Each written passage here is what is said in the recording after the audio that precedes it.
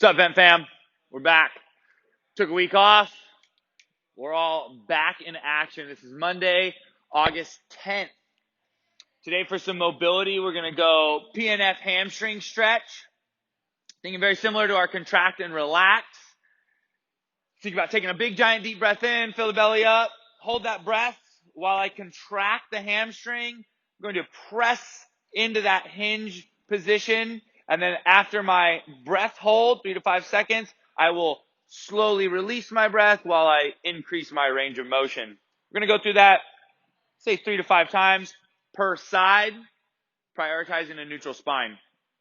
After your PNF hamstring stretch, we're going to go into a warm-up that has 2 elements, a 200-meter run and 20 banded good mornings. Said that a little backwards. You're going to go banded good morning first, 20 of them, making sure your spine again is nice and neutral, aggressive on the way up, slow and controlled on the way back. Make sure that when you hinge over, you don't lose tension in the band.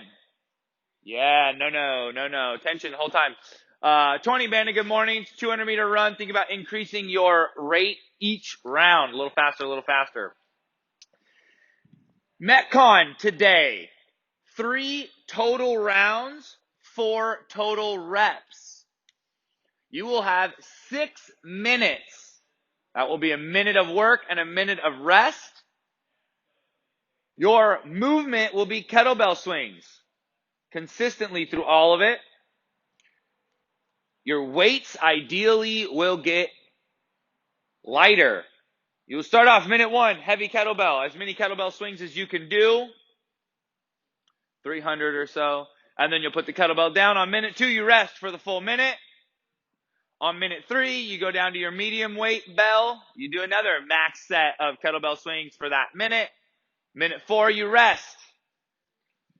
On minute 5, you go to your lightest bell and you do as many kettlebell swings as you can. On minute 6, you rest. That's 1 round. We're going to go through 3 total rounds. Again, the tally will just keep going for repetitions.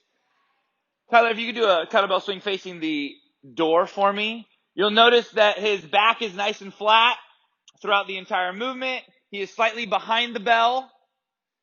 He has a good setup like he was going to hike the bell.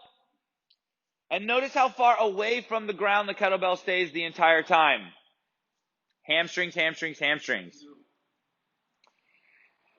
As far as our scales and modifications go today, the first one would be very easy, and we would look at lowering the weight. We have some prescribed loads for the first workout, which was 70-53, drop it down to 53-35, and then drop it down to the 35-26. Again, the first scale would just be to drop the weights. Our third would be if you don't have dumbbell or kettlebells, you could use dumbbells. Cool. More options. I'm going to think 2-hand with the dumbbells. We can hold the head of the dumbbell, or you can hold the handle of the dumbbell. Ideally, again, those would decrease.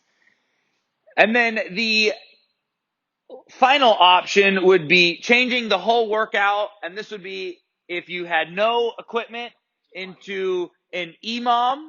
That would be a 20-minute EMOM. On minute 1, you would do a max effort set of burpees, and then you would rest on minute 2.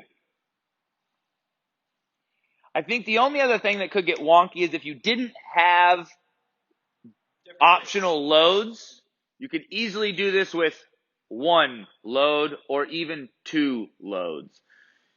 You could also play around with double hand or single hand. As far as our recovery goes today, I want to think about a hamstring smash. Ideally, that's with a softball and you have a box or a bench or something that you can get your leg up and over to give yourself a little bit more pressure on that hamstring. Make sure we're looking at rotation and flexion and extension. 3-minute per side hamstring smash and you're done. Today, point of performance is going to be feet into the floor. As we're doing our kettlebell swings, I really want to make sure that I'm putting as much pressure into the floor. So my cue for you today is to think about making the biggest footprint that you can during your kettlebell swings. August 10th. Thanks a lot, you guys.